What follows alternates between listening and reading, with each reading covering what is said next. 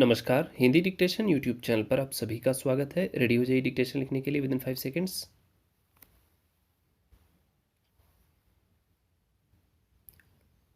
प्रकृति के द्वारा मनुष्य को विभिन्न प्रकार की शक्तियाँ प्रदान की गई हैं, लेकिन इन शक्तियों का स्वयं अपने और समाज के हित में उचित रूप से प्रयोग करने के लिए कुछ बाहरी सुविधाओं की आवश्यकता होती है।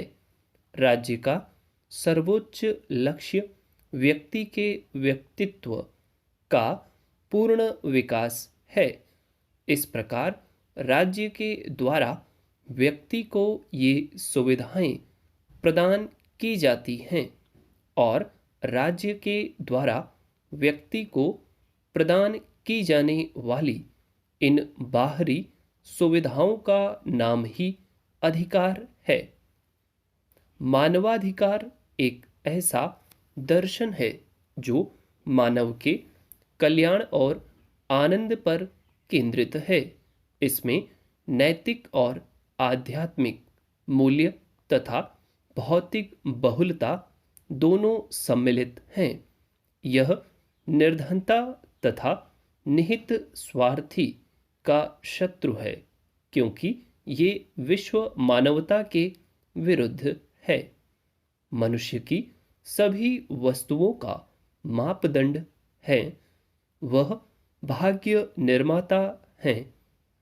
आध्यात्मिक सत्य की पूर्णता में मनुष्य ही एक आवश्यक तत्व है।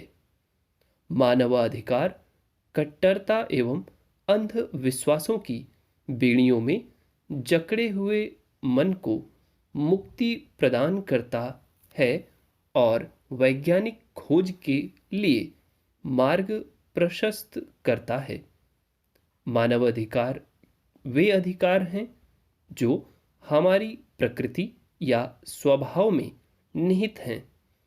इनके अभाव में हम मानव के रूप में अपना जीवन व्यतीत नहीं कर सकते हैं।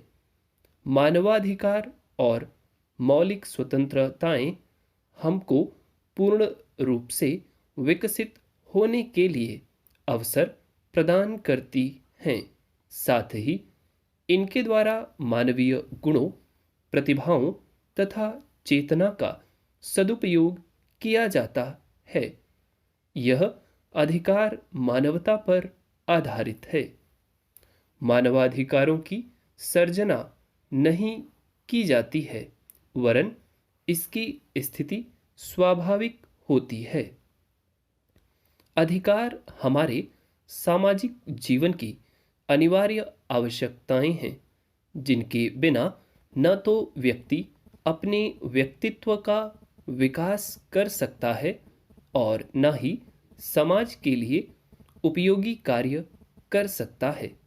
वस्तुतः अधिकारों के बिना मानव जीवन के अस्तित्व की भारत में कल्पना नहीं की जा सकती है। इस कारण वर्तमान में प्रत्येक राज्य के द्वारा अधिकाधिक विस्तृत अधिकार प्रदान किए जाते हैं।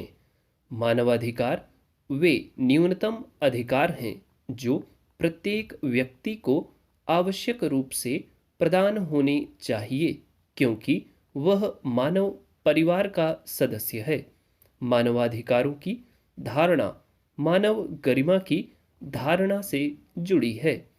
अतएव जो अधिकार मानव गरिमा को बनाए रखने के लिए आवश्यक हैं, उन्हें मानवाधिकार कहा जा सकता है।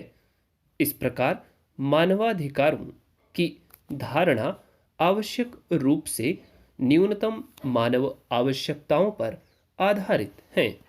इनमें से कुछ शारीरिक जीवन तथा स्वास्थ्य के लिए हैं और अन्य मानसिक जीवन तथा स्वास्थ्य के लिए तात्विक हैं। यद्यपि मानवाधिकारों की संकल्पना उतनी ही पुरानी है जितनी कि प्राकृतिक विधि पर आधारित प्राकृतिक अधिकारों का प्राचीन सिद्धांत तथापि। 412 वर्ड से थोड़े से ज़्यादा ही होंगे इसमें। और आई होप आपने डिक्टेशन लिख लिया होगा। जो वर्ड आपको डिफ़िकल्ट लग रहे हों उनको आप अलग से नोट करिए, आउटलाइंस बनाइए। ठीक, डिक्टेशन को दोबारा लिखिए यदि आप नहीं लिख पाए हैं पूरी तरह से। ठीक, इस तरह के डिक्टेशन की हाई कोर्ट जैसे एग्जाम्स में आने की प्रबल संभावना महसूस हो रही है। बाकी जो आएगा वो तो देखा ही जाएगा, बट यदि आप इसको नहीं लिख पाए तो इसको प्लीज़ रिपीट कीजिएगा। ठीक, और चैनल पे नए हैं तो प्लीज़ सब्सक्राइब कीजिएगा, चूँकि डेली डिक्टेशन अपलोड की जा रही है हाई कोर्ट से संबंधित। और जो एसएससी के कैंडिडेट्स हैं इसको लिख रहे हैं वो बहुत अच्छा कर रहे हैं। ठीक, वो अपने कंटेंट के साथ साथ हाई कोर्ट के मैटर को जरूर करें, सिवाय लीगल मैटर्स को छोड़ के। That's all, thank you.